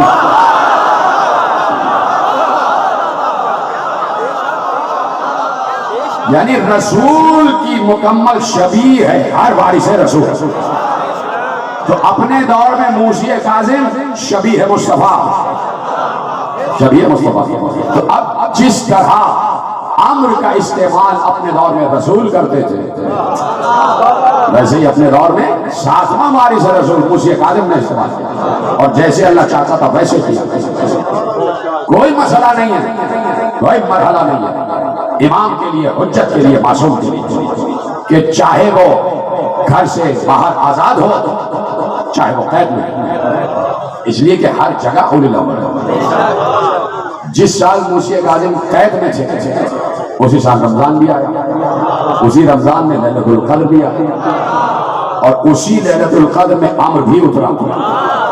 تو امر رک تھوڑی گیا تھا کہ زندان میں تھوڑی جاؤں گا، یہ قید خانے میں امر کیسے جائے؟ نہیں، جہاں اولی الامر ہوگا وہی امر خدا جائے گا۔ تو جہاں اولی الامر ہے وہی امر خدا ہے۔ تو اگر آج کا اولی الامر رمضان میں 19 کو 21 کو یا 23 کو کسی مجلس میں آ جائے تو امر خدا مجلس ہی میں اترے گا۔ جہاں پر اولی الامر ہوگا وہی امر خدا کا نزول ہوگا، اور کل کا کل امر خدا ہوگا۔ اس لیے کہ میں مسلسل عرض کر رہا ہوں کہ اللہ نے اپنے اور بندوں کے درمیان ایک رابطہ، ایک وسیلہ، ایک واسطہ قرار دیا، اور پھر اللہ اس بندے سے جو اس کا رابطہ، واسطہ اور وسیلہ حجت ہے، اس سے براہ راست بات کرتا ہے، اس پر امر کرتا ہے ملائکہ کے ذریعے، روح کے ذریعے، جس کے ذریعے بھی، اور اس کو بتایا جاتا ہے کیسے زندگی گزارنا ہے۔ سن 60 ہجری کے رمضان میں شب قدر میں عامر حسین پر اپنے دور کے اولیاء اللہ حسین بن علی تھے، تو جہاں پورے انسانوں کی تقدیریں اتری، وہیں پر اس تقدیر کا بھی اعادہ ہوا اور آموختہ ہوا۔ اللہ نے کل کا کل امر اس سال حسین بن علی پر اتارا، اور تمام انسانوں کی تقدیریں بتائیں حسین کو، ہر انسان کی تقدیر حسین پر اتری، زمین و آسمان کی تقدیرات، سورج چاند ستاروں کی تقدیرات حسین بن علی پر اتری، اور حسین کو معلوم ہے کس کو کتنا رزق دینا ہے، کس کو کتنی سانسیں دینا ہے، کس کو شفا دینا ہے، کس کو زندگی، کسے موت، سب کی تقدیریں حسین کو معلوم ہے، نام بنا۔ یہ بھی حسین کو بتا دیا گیا کہ حسین تمہاری تقدیر میں یہ ہے کہ سن 61 ہجری کے 11 محرم کو اس دنیا میں ہو گئے، آج لوگوں بڑا اللہ اسی تقدیر خدا کا اعادہ جو حسین کو پہلے سے معلوم کہ حسین یہی برس ہے وعدے کے نبھانے کا۔ حسین تمہارا بیٹا علی اکبر، اس کی بھی تقدیر اتارنا، علی اصغر کی تقدیر بھی اتارنا، تمہاری بہنوں کی تقدیر بھی اتارنا، تمہارے بھانجوں کی، بھتیجوں کی تقدیر بھی اتارنا، تمہارے دوستوں کی تقدیر بھی اتارنا۔ حسین ان سب کی تقدیر میں نے بہت بلند کر دی ہے، ان کی تقدیر میں نے قاب قوسین پہ لکھی ہے، یہ اتنے بلند ہیں کہ ان سے زیادہ بلند کوئی نہیں ہے، ان کی تقدیر پہ آج میں نے دستخط کر دیا ہے کہ یہ اس دنیا کو چھوڑنے کے بعد وہاں پہنچیں گے جہاں میں۔ حسین تقدیر علی اکبر یہ ہے کہ جگر میں پرچی کا پھل لگے، تقدیر علی اصغر یہ ہے کہ تیر گردن سے پار ہو جائے، تقدیر قاسم یہ ہے کہ لاش پامال ہو جائے گی، تقدیر اول محمد یہ ہے کہ دونوں کے لاشیں ماں کے سامنے پڑے ہوئے ہوں گے، بہنوں کی تقدیر یہ ہے کہ تمہارے ذبح ہوتے ہی سروں سے چادریں اتر جائیں گے، عباس کی تقدیر یہ ہے کہ بازو کٹ جائیں گے۔ کہ حسین تقدیر یہیں پر ختم نہیں ہوگی، مسلم کے 2 بچوں کی تقدیر بھی عجیب تھی،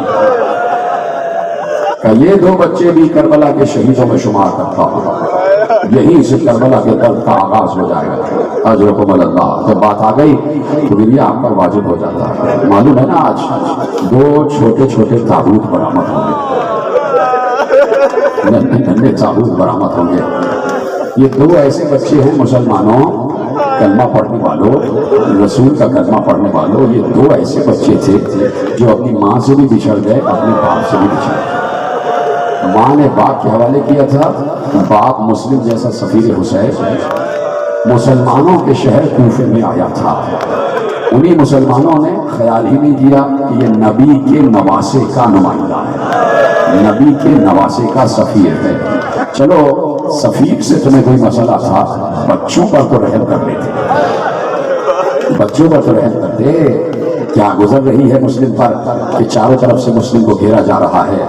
8 ذی الحجہ جب آئی اور یقین ہو گیا کہ اب جنگ مقدر ہے، تو جناب ہانی کے گھر میں جب تک تھے تو جناب ہانی کے گھر سے بالکل ملا ہوا گھر قاضی شریح کا گھر تھا، یہ 60 سال قاضی رہا ہے، 60 سال قاضی رہا ہے، قتل حسین کا فتویٰ بھی اسی نے دیا تھا، 60 سال اپنی تمام تر سازشوں کو سامنے رکھتے ہوئے یہ 60 سال قاضی رہا۔ کسی دور میں اسے قاضی کوفے کا بنایا گیا، علی کا جب دور خلافت آیا تو علی نے چاہا کہ اسے ہٹائیں، لیکن اس نے اتنے پنجے مضبوط کر لیے تھے کہ کوفے میں ایک سازش برپا ہو جاتی اور بڑی عجیب کیفیت ہو جاتی، تو علی نے برقرار رکھا، 60 سال قاضی شریح رہا۔ ہانی کے گھر کے بالکل برابر میں گھر، ہانی کے ایک دوست نے کہا، جناب مسلم سے کہا کہ بچے بھی آپ کے ساتھ ہیں، کل صبح جنگ مقدر ہو چکی ہے، میں بات کرتا ہوں قاضی شریح سے، بچوں کو کچھ دن کے لیے اس کے پاس امانتاً رکھ دیتا ہوں۔ جیسے گھر میں گیا تو قاضی شریح کی گھر والیوں نے، گھر کی خواتین نے تھوڑا سا رحم کا اظہار کیا، کہا بچوں کو یہاں رکھو، کوئی مسئلہ نہیں۔ دوسرے دن مسلم جنگ میں شہید ہو گئے، مسلم کی شہادت ہو گئی۔ مسلم نے بس ذبح ہونے سے پہلے یہی کہا کوفے والوں سے، کوفے والوں کل عید مناؤ گے، का कूफे वालों कल ईद मनाओगे। मैं देख रहा हूँ कुर्बानी के जानवर लेने के लिए निकले हुए हो, साथ में तुम्हारे छोटे छोटे बच्चे भी हैं। बस तुमसे हुसैन का सफीर ये चाहता है कि मेरे साथ भी 2 बच्चे आए थे, उनका ख्याल रखना, और अगर मिल जाए तुम्हें, कहीं तुम्हारे हाथ लग जाए तो उन पर जुल्म न करना, उन्हें मदीने की राह दिखा देना, मदीने की राह दिखाना। मुस्लिम जंग कर रहे हैं, बच्चों को खबर ही नहीं कि बाहर बाबा का क्या हाल हो रहा है। ये जुमला रोने के लिए काफी था। बच्चे एक कमरे में रख दिए गए हैं छुपाकर, इसलिए कि इनको भी खतरा है कि अगर हाकिम को पता चल गया तो हाकिम हमें ही खत्म ना कर दे। बच्चों को छुपा दिया गया, बाहर की खबर बच्चों को है ही नहीं कि बाबा के साथ क्या हो रहा है। मुस्लिम का सर कट के दारुल अमारा से नीचे गिरा, बच्चों को खबर ही नहीं कि बाबा का सर कट गया। मुस्लिम की लाश को कूफे की गलियों में घसीटा जा रहा था, बच्चों को खबर ही नहीं कि बाबा की लाश के साथ क्या हो रहा है। लाश पर बच्चे हंस हंस कर, खिलखिला कर, कहे लगाकर, तालियां मार के, सीटियां मार के लाश पर पत्थर मार रहे थे। बच्चों के हंसने की आवाज 2 बच्चों तक तो आ रही थी, लेकिन इन मुस्लिम के बच्चों को यह पता ही नहीं था कि कूफे के बच्चे किस पर हंस रहे हैं। उन्हें पता ही नहीं कि हमारे बाबा के जिस्म पर पत्थर मारे जा रहे हैं। मुस्लिम की लाश कूफे के दरवाजे से लटका दी गई, बच्चों को खबर नहीं कि बाबा की लाश कूफे के दरवाजे से लटका दी गई है। काफिला 12-13 मुहर्रम को लुटा हुआ काफिला, ज़ैनुल आबिदीन हाथों में हथकड़ियां, पाँव में बेड़ियां, गले में तोक़े खानदार, और साथ में इन्हीं बच्चों की फुफियां जिनके सरों पर निगाहें नहीं थी। वही काफिला लुटा हुआ 13 मुहर्रम को कूफे में आ भी गया। दरबार कूफा में खुतबा दे भी दिया, बच्चों को खबर ही नहीं कि हमारी माँ भी लुटे हुए काफिले के साथ आई। बच्चे सरासीमा सहमे हुए बार बार पूछते हैं, हमारे बाबा कब आएंगे, हमारे बाबा कब आएंगे, हमारे बाबा कब आएंगे। बताया नहीं गया बच्चों को कि तुम्हारे बाबा शहीद हो गए, क्या अभी आ जाते हैं, अभी आ जाते हैं, खाना खा लो। काफी दिन गुजर गए, बच्चों ने एक दिन तय किया कि आज खाना नहीं खाएंगे जब तक हमें बताया ना जाए कि हमारे बाबा कहाँ हैं। बच्चों ने खाना खाने से इनकार किया। काजी शुरा को बुलाया गया, कहा कि अच्छा मैं वादा करता हूँ कि सुबह तक तुम्हारे बाबा की खबर ला के दूंगा, खाना खा लो। खाना बच्चों ने खा लिया। ये पूरा महीना गुजर चुका बच्चों को किसी जगह। आखिर इब्न ज़ियाद ने ऐलान किया कि मैंने सुना कि मुस्लिम के 2 बच्चे साथ साथ, वो बच्चे कहाँ हैं, मुझे वो बच्चे अपने पास चाहिए। और मैं इस दरबार में ऐलान करता हूँ, जहाँ भी मुझे पता चला कि वो बच्चे किसी के पास हैं, मुझे मालूम हुआ, तो मैं उस शख्स को कत्ल कर दूंगा और उसके घर में आग लगा दूंगा। काजी शुरा को मालूम हुआ, लरसने लगा। उसने कहा मेरा घर भी जल जाएगा, मुझे कत्ल कर दिया जाएगा। बच्चों के पास आया, कहा कि बच्चों मेरी जान खतरे में है, तो तुम चाहते हो कि तुम्हें तुम्हारे घर भेजा जाए, तुम्हारे माँ बाप के पास। का क्या ही अच्छा है कि भेज दो। रात आएगी, तुम्हें एक राह ले जाएगा, कूफे की सरहद पर काफिले जा रहे हैं, उन काफिलों में से एक काफिला नजफ को जा रहा है, तो तुम उस काफिले के साथ शामिल हो जाना और चले जाना। बच्चों को थोड़ा सा ज्यादा राह दिया, बच्चों को रात को छोड़ दिया, कहा इससे आगे हम नहीं जा सकते, इसलिए जो पहरा है यहाँ से देखो सीधा रास्ता जा रहा है, और जहाँ इस रास्ते का आखिर होगा वहीं वो काफिले खड़े होंगे। बच्चे आहिस्ता आहिस्ता चले, 8 और 9 बरस का सिन है बच्चों का, आहिस्ता आहिस्ता, खूब अंधेरा है, जंगल से होते हुए जा रहे थे, सरासी सहमे हुए, डरते हुए, बचते हुए, खौफ खाते हुए, आहिस्ता आहिस्ता। छोटे छोटे बच्चे थे। जब पहुंचे तो देखा वो काफिला जा चुका था। दूर से देखा कि शायद काफिला नजर आ जाए, पीछे पीछे चलते रहे, लेकिन पूरी रात घूमते रहे, काफिला उनसे न मिल सका। सुबह हुई तो देखा कूफे ही में है, कहीं छुप के बैठ गए। एक बार हसीन इब्न नमीर का लश्कर आ रहा था, उसने देखा वो दूर 2 बच्चे बैठे हुए हैं। पूछा तुम कौन हो? बच्चे हैं आले मोहम्मद के घराने के, उनको क्या पता कि सियासत क्या होती है, मातम क्या होता है। कहिए बताओ कि अगर हम तुम्हें बता दें तो तुम हमें मारोगे तो नहीं? तुम हमें मारोगे तो मैं नहीं मारूंगा। कहा हम मुस्लिम इब्न अकील के बच्चे अपने बाबा से बिछड़ गए। हसीन इब्न नमीर मलऊन ने कहा अच्छा हमारी तो तलाश नहीं। بچوں کو لیا دربار میں آ گیا، کہا یہ مسلم کے بچے ہیں، کہا قید کر دو انہیں، مشکور زندان میں، مشکور کی زندان میں قید کر دو، بچے قید رہے 6-7 مہینے وہی قید رہے، روز یاد کرتے تھے، روز یاد کرتے تھے، نہ معلوم اماں کہاں ہوں، نہ معلوم پاپا کہاں ہوں۔ دونوں بھائی ایک دوسرے سے گلے ملتے تھے، بھیا آج اماں بہت یاد آ رہی ہے، بھیا آج بابا بہت یاد آ رہے ہیں۔ ایک دن ایسا ہوا کہ چھوٹے نے کہا بھیا یہ جو مشہور زندان بان ہے اس سے کم از کم بتائیں تو کہ ہم ہیں کون، شاید اس کے دل میں رحم آ جائے۔ بھیا آج اماں بہت یاد آ رہی ہے، دل چاہ رہا ہے کہ اماں کی گود میں سر رکھ کے سو جاؤں، بابا کے قدموں کو چھونا چاہ رہا ہوں، اپنے گھر میں سونا چاہ رہا ہوں، کب تک ایسے رہے گی؟ بڑے بھائی نے کہا کہ کیسے بتاؤں، تمہیں تو پتا ہے جب بھی ہم بتاتے ہیں کہ ہم کون ہیں کبھی ہمیں دائیں رخسار کا تماشا لگتا ہے، بائیں رخسار کا تماشا لگتا ہے۔ چھوٹا بہت ضد کرنے لگا، بہت زیادہ رو رہا تھا، ابراہیم بہت زیادہ رو رہے تھے، کہا بھیا محمد بتا دو شاید رحم آ جائے۔ بار بار بڑا بھائی کہہ رہا تھا کہ نہیں بتا سکتے، ہم پر بہت تشدد ہوگا۔ جب چھوٹے بھائی کی ضد بہت بڑھ گئی اور رو رہا تھا چیخ مار مار کے، ایسے میں مشکور آ گیا۔ بڑے نے کہا اچھا تم چپ ہو جاؤ، میں بات کرتا ہوں۔ چھوٹے بچے ہیں، سوچو چھوٹے بچے کیسے معاملہ فہمی کرتے ہو۔ جیسے زندان بان آیا بڑا بھائی آگے بڑھا رہا، کہا کہ تجھ سے کچھ کہنا چاہتے ہیں، کہا کہو کیا کہنا چاہتے ہیں؟ کہا تو رسول خدا کو جانتا، ان کو مانتا؟ مانتا ہوں، کیوں نہیں مانتا، وہ نبی آخر کلمے میں ان کا نام ہے۔ کہا کہ ان کی ایک بیٹی ہے فاطمہ زہرا، کیا ان کو مانتا؟ کیا کیوں نہیں، میری جان ان پر قربان۔ ان کے دل میں تھوڑی سی ہمت آئی، کہا کہ کیا تو علی ابن ابی طالب کو مانتا ہے؟ کہا وہ میرے مولا ہیں۔ کہا علی ابن ابی طالب کے بیٹے حسین کو مانتا اور جانتا؟ کہا وہ میرے آقا ہیں۔ کہا کیا حسین کے سفیر مسلم کو جانتا ہے؟ کہا جانتا اور کیوں نہیں جانتا، افسوس ہے کہ ان کی نصرت نہ کر سکا۔ جیسے یہ لفظ سنا دونوں بھائی چیخ مار کے کہتے ہیں اسی مسلم کے بچے، اسی مسلم کے بچے ایک قید خانے میں 6 مہینے سے قید۔ جیسے ہی مشکور نے سنا سر سے امامہ پھینک کے بچوں کے قدموں میں گر گیا، بچوں کے قدموں کو چوم رہا تھا۔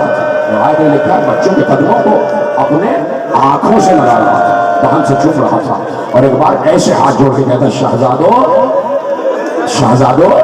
سنیں گے، شہزادو بنت رسول سے میری شکایت نہ کرنا، مجھے معاف کر دینا، مجھے معلوم نہیں تھا کہ آپ شہزاد کے گھرانے ہیں، مجھے معاف کر دیجیے۔ کہا ہماری اماں کہاں ہیں، ہمارے بابا کہاں ہیں، جانا چاہتے ہیں؟ کہ میں آج ہی انتظام کرتا ہوں، رات کو آپ اپنے گھر پر ہوں گے۔ رات آ گئی، اپنے بیٹے کو بلایا، کہا بیٹے ان دونوں بچوں کو لے کے وہ ذرا جانا جہاں قادسیہ کی طرف قافلے جا رہے ہیں، اور فلاں فلاں آدمی ہے اسے یہ پیسے دینا اور کہنا ان بچوں کو قادسیہ پہنچا دے فلاں انسان کے پاس، اور اس انسان کے لیے خط ہے کہ وہ جو شخص ہے وہ ان کو مدینے پہنچائے۔ درے کوفہ سے، فصیل کوفہ سے باہر کوئی جا نہیں سکتا۔ کبھی اس دور کے جغرافیائی حالات پر بھی غور کرو کہ کتنا پرخطر دور تھا آل محمد کے چاہنے والوں کے لیے۔ کربلا ہو چکی تھی اور وہ تمام معاملات کے جو انقلاب کے تھے وہ سب تھے، اتنا سخت پہرا لگا ہوا تھا۔ فصیل کوفہ ادھر سے مشکور کے بیٹے نے دونوں بچوں کا ہاتھ پکڑا، چھپتا چھپاتا بڑی مشکل سے کوفے کی دروازے سے، کوفے کی دیوار سے ان کو پار کرا دیا، اور اس نے بھی یہی کہا کہ آگے میں جا نہیں سکتا، یہ سیدھا راستہ ہے، آپ جائیے گا قادسیہ کا قافلہ وہاں پر۔ بچے گئے، رات بھر بچے کوفے ہی میں گشت کرتے رہے۔ صبح ہوئی تو دیکھا کوفے میں دونوں نے ایک دوسرے سے گلے لگ کر کہا ہائے ہماری قسمت، کیا تھک تو نہیں رہے؟ ابھی تو میں نے مصائب شروع کی، اجازت ہے کہ تفصیل سے پڑھوں یا ختم کر دوں مصائب؟ صرف ایک منظر دکھانا چاہتا ہوں جو شاید تم نے ابھی تک سنا نہیں ہوگا، اس لیے کہ جو ظلم ہوا ہے اسے بتانا چاہتا ہوں مسلمانوں تک کہ بچوں کے ساتھ ہوا کیا ہے۔ ہائے ہماری قسمت، پوری رات سفر کرتے رہے، کوفے سے باہر ہی نہیں گئے، چھپ کے ایک درخت کے اوپر جا کے بیٹھ گئے کہ شام ہوگی تو پھر اتریں گے، پھر دیکھیں گے کوئی راستہ، پھر دیکھیں گے کہ شاید کوئی قافلہ جا رہا ہوگا۔ صبح ہو تو ایک درخت کے اوپر چڑھ کے بیٹھ گئے چھپ۔ ایک عورت آئی، نیچے دریا تھا، پانی بھرنے کے لیے آئی، اس نے جیسے ہی اپنے برتن کو دریا میں ڈالا، اس نے دریا کی سطح پر دیکھا کہ دو بچوں کے پیارے پیارے سے چہروں کے عکس نظر آ رہے، درخت کا عکس اور درخت پہ بیٹھے ہوئے بچوں کا عکس۔ ایک دم اس نے اوپر دیکھا تو دو ننھے ننھے سے خوبصورت چاند بیٹھے ہوئے تھے۔ اس عورت نے بڑے پیار بھرے لہجے میں کہا کہ بچوں اوپر کیوں بیٹھے ہو، نیچے آ جاؤ، گر جاؤ گے، چوٹ لگ جائے گی، آ جاؤ نیچے آ جاؤ بچوں، کچھ نہیں کہوں گی۔ بچوں نے اتنی دیر بعد پیار بھرا لہجہ سنا، نیچے آ جاؤ۔ اس کنیز نے کہا کہ کون ہو، یہاں اکیلے کیوں بیٹھے ہو، تمہیں ذرا سا بھی خیال نہیں ہے کہ تمہاری ماں تمہارا انتظار کر رہی ہے، اپنے گھر کیوں نہیں جاتے؟ بچوں نے کہا جس کا کوئی گھر ہو وہ گھر جائے، جس کو پتا ہو کہ اس کی ماں کہاں ہے وہ ماں کے پاس جائے۔ کنیز لرز گئی، کون ہو؟ ہاں اگر ہم پر ظلم نہ کرے تو بتائیں کون ہے؟ کیا بتاؤ؟ کہا ہم مسلم کے بچے، ہمارے بابا کا نام مسلم۔ وہ کنیز بھی قدموں پہ گری، شہزادوں کو چوما اور کہا میری مالکہ آل محمد کی چاہنے والی ہے، چلو میں اپنی مالکہ کے پاس تمہیں لے چلتی ہوں۔ گھر میں آئی، مالکہ نے جیسے ہی سنا کہ فاطمہ کے گھر کے بچے آ گئے، اس نے قدموں پہ سر کو رکھ کر کہا ہائے میرے گھر کے فرش کی قسمت کہ سید السادات کے گھرانے کے بچوں کے قدم میرے فرش پر آ گئے۔ بچوں کی خدمت کی، نہلایا دھلایا اور اس کے بعد کہا میں کھانا لگاتی ہوں، آپ کھانا کھائیے اور حجرے میں سو جائیے۔ بچوں نے کہا بھوک پیاس تو ختم ہو چکی ہے، نہ معلوم اماں کہاں ہے، نہ معلوم بابا کہاں ہے، نہ معلوم گھر والے کہاں ہیں، اگر کچھ کر سکتی ہو تو حجرے میں 2 مصلے بچھا دو، ہم نماز پڑھنا چاہتے ہیں۔ مصلے بچھا دیے گئے، بچوں نے نماز پڑھی، آدھی رات بھیگ گئی، بچے سو گئے، حجرے کا دروازہ باہر سے مومنہ نے بند کر دیا، بچے سوئے تو بچوں نے خواب دیکھا۔ خواب دونوں نے ایک ہی دیکھا، دونوں بے اختیار چونک کر اٹھے، رو رہے تھے۔ دونوں نے کہا کیا ہوا؟ دونوں نے کہا خواب دیکھا، ایک ہی خواب دیکھا۔ کہا بھیا خواب یہ دیکھا کہ رسول اللہ کی بزم سجی ہوئی ہے، رسول اللہ بھی بیٹھے ہوئے ہیں، ہماری دادی فاطمہ زہرا بھی بیٹھی ہوئی ہیں، علی بن ابی طالب بھی ہیں، حسن بھی ہیں، حسین بھی ہیں۔ ایسے میں رسول اللہ نے کہا مسلم نظر نہیں آ رہے، میرے بیٹے حسین کا سفیر مسلم نظر نہیں آ رہا۔ تو فوراً ہمارے بابا مسلم بھی اس بزم میں آ گئے، رسول اللہ کو سلام کیا، رسول اللہ نے جواب سلام دیا تو فوراً رسول اللہ نے ہمارے بابا مسلم سے پوچھا مسلم تمہارے 2 بچے کہاں ہیں، تمہارے 2 بچے کہاں ہیں؟ تو بابا نے رسول اللہ سے کہا کہ رسول اللہ بس تھوڑی دیر میں وہ بھی آنے والے ہیں، تھوڑی کیا سن رہے ہیں آپ کی آواز بدل ہو جائے، تھوڑی دیر میں وہ بھی آنے والے ہیں۔ بھیا ایسا لگتا ہے ہماری آخری رات آ گئی، ہماری آخری رات آ گئی۔ یہی وہ وقت تھا جب حارث ملعون گھر میں داخل ہوا اور اس حجرے کے سامنے سے گزر رہا تھا، بچوں کے رونے کی آواز سنی تو اپنی ماں سے پوچھا کہ حجرے میں کون ہے؟ کہا کوئی نہیں ہے، تیرے کانوں میں ایسے ہی آواز آ رہی؟ کہا نہیں مجھے آواز آ رہی ہے۔ کہا نہیں آگے جا تیرے لیے کھانا لگاتی ہوں۔ کہا نہیں جب تک دیکھ نہیں لوں گا حجرے میں کون ہے آگے نہیں جاؤں گا۔ اس نے ایک بار حجرے کی کنڈی کھولی، دروازہ کھولا تو لکھنے والے نے لکھا، میر انیس نے لکھا کہ وہاں مسلم مظلوم کے پیارے نظر آئے، ایک برج میں 2 عرش کے سارے نظر آئے، مسلم کے بچے نظر آئے۔ ایک بار اس ظالم نے پوچھا کون ہو تم دونوں بچے؟ بے اختیار کہا مسلم کے بچے ہیں۔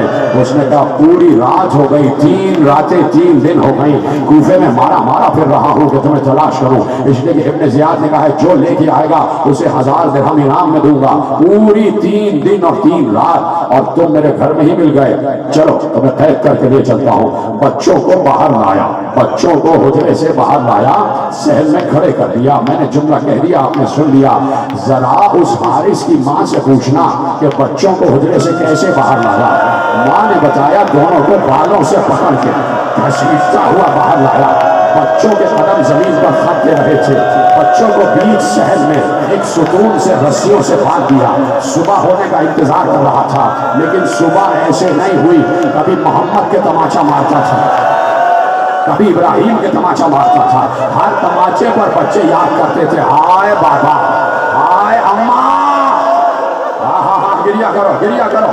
صبح ہوئی تو بچوں کو لے کر چلا، کہا تمہیں قتل کروں گا۔ ماں نے کہا قتل کیوں کرے گا؟ ارے آل محمد کے گھرانے کے بچے ہیں۔ ماں قدموں پہ گر گئے، ایک بار اس نے تلوار اٹھائی، ماں کا ہاتھ کٹ کے گرا، بچوں کو لے کے آگے بڑھا، ساتھ میں اس کا حبشی غلام بھی تھا، جیسے ہی دریا کے کنارے لایا، حبشی غلام سے کہا لے تلوار، دونوں بچوں کی گردنیں اڑا دے۔ حبشی غلام تلوار لے کے آگے بڑھا، محمد ابراہیم کے قریب آیا، محمد ابراہیم نے حبشی غلام کو دیکھ کر کہا لگتا ہے کہ تو بلال حبشی کی نسل سے ہے، تو بلال حبشی کی نسل سے ہے۔ ایک دم چونک کے کہتا ہے تم کون ہو؟ کہا بلال حبشی کے جو آقا تھے نا رسول اللہ، ہم ان کی نسل میں، ہم ان کے بچے ہیں۔ کہا کون ہو؟ ہم مسلم کے بچے ہیں، محمد ابراہیم۔ کہا میں بھی چاہنے والا ہوں تمہارے گھروں کا، مجھے اس ملعون نے بچایا ہی نہیں۔ ایک بار جیسے ہی پلٹا حارث نے تلوار اٹھائی اور اس غلام کی گردن کاٹ دی، وہی اس کا لاشا تڑپ رہا تھا۔ ایک ایک شخص کہتا رہا، ماں کہتی رہی، بیوی کہتی رہی، غلام کہتا رہا، کسی کی نہ مانی۔ ایک بار دریا کے کنارے لے آیا، دریا کے کنارے لایا، کہا اب میں ہی رہ گیا ہوں، میں ہی تمہاری گردنیں کاٹوں گا، میں ہی تمہاری گردنیں کاٹوں گا۔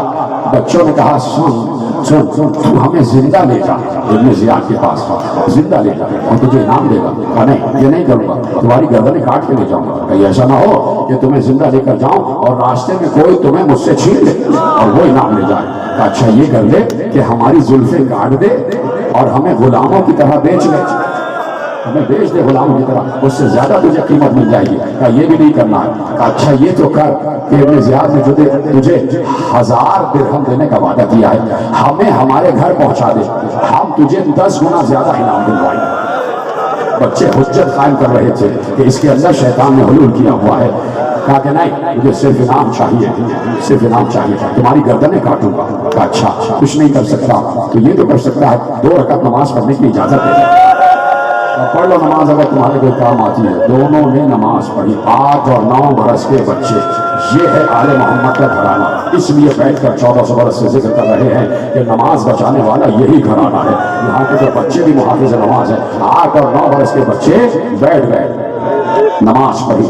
2 رکعت نماز جیسے ہی کامل ہوئی، ایک بار آگے بڑھا، محمد کی گردن کو پکڑا۔ ابراہیم نے کہا میرے سامنے میرے بھائی کو قتل نہ کر، پہلے میری گردن کاٹ لے۔ کیا سن رہے میرے عزیزوں، پہلے میری گردن کاٹ لے۔ کہا کہ مجھے فرق نہیں پڑتا کہ چاہے چھوٹے کی گردن کاٹوں چاہے بڑے کی گردن کاٹوں۔ محمد کی گردن کو پکڑا، بھائی کے سامنے بھائی کے گلے کو کاٹا۔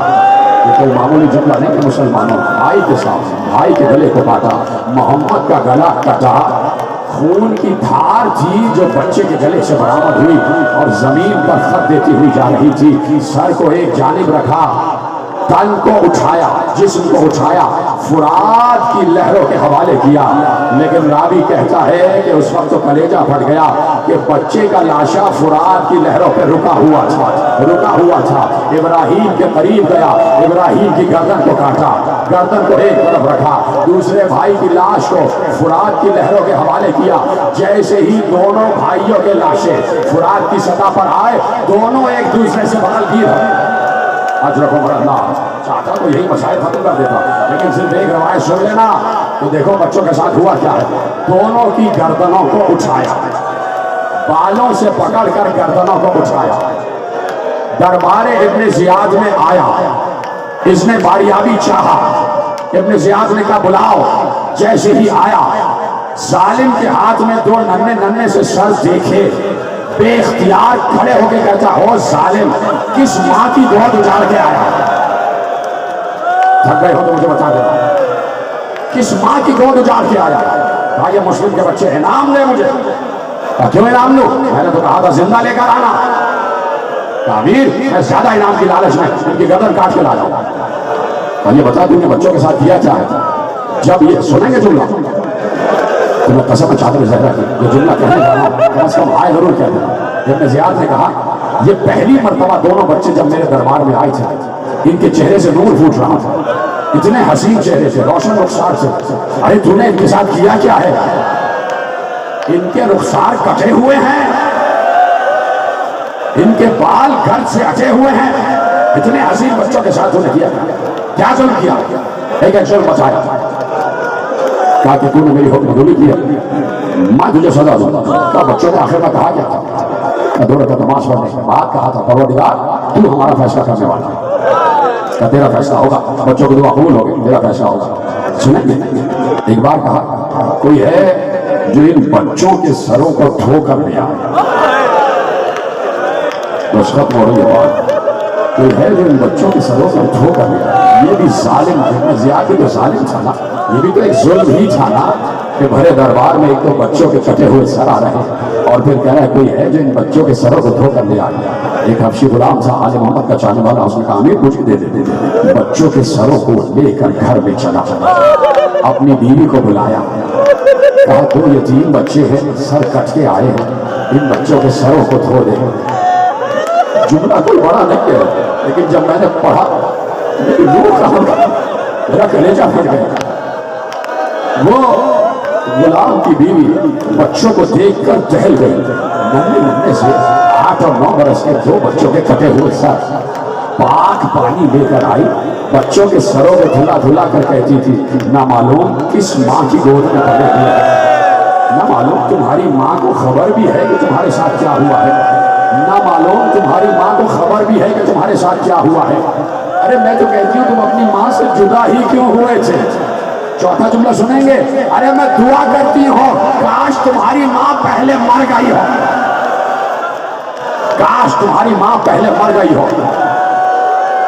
हाय हाय क्या गिलिया कर रहे हो। सर उठाए दरबार में आए, खत्म हो गई बात। जब आखिरी जुमला कहूंगा ताबूत बरामद करना, बस 2 जुमले कहने की इजाजत देना। इब्न ज़ियाद ने कहा हारिस को वहीं ले जाओ जहां इसने बच्चों को मारा था, जहां बच्चों को मारा था। जल्लाद लेके चला, साथ में पूरा दरबार भी है, रिवायत में लिखा है इब्न ज़ियाद भी है। एक बार जैसे ही उस मकाम पर पहुंचा जहां बच्चों के गलों को काटा गया था, देखा दूर से एक लहू की धार है जो बहती हुई उस मकाम पर आ रही है जहां बच्चों के गलों को काटा था। खत्म हो गई बात। इब्न ज़ियाद ने तड़प कर कहा ओ जालिम, ये मट्टी पर निशान कैसे है, ये मट्टी पर निशान कैसे है। उसने कहा अमीर मैं बच्चों के गलों को काट रहा